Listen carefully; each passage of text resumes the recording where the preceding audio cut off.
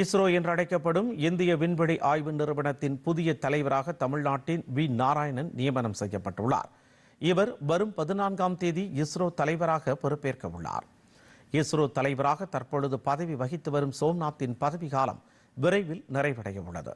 இந்நிலையில் இஸ்ரோவின் புதிய தலைவராக வி நாராயணனை நியமனங்களுக்கான மத்திய அமைச்சரவை குழு நியமித்துள்ளது.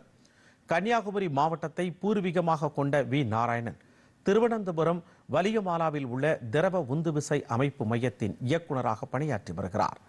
40 ஆண்டு காலம் இஸ்ரோவில் பணியாற்றிய அனுபவம் உள்ள வி நாராயணன் GSLV மார்க் 3 வகை ஏவுகணைக்கான கிரையோஜெனிக் என்ஜின் தயாரிப்பு உள்ளிட்ட பல்வேறு திட்டங்களில் பணிபுரிந்துள்ளார்.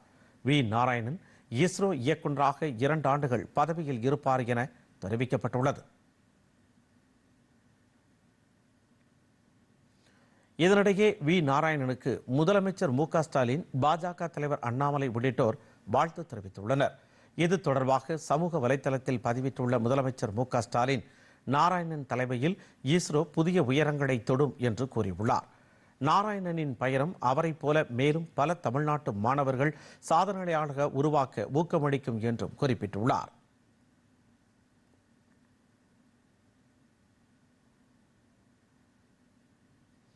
பாஜக மாநில தலைவர் அண்ணாமலை வெளியிட்டுள்ள வாழ்த்துச் செய்தியில், தமிழ்நாட்டைச் சேர்ந்த நாராயணன் கிரையோஜெனிக் இயந்திர மேம்பாட்டில் முக்கிய பங்கு வகித்ததாக கூறியுள்ளார்.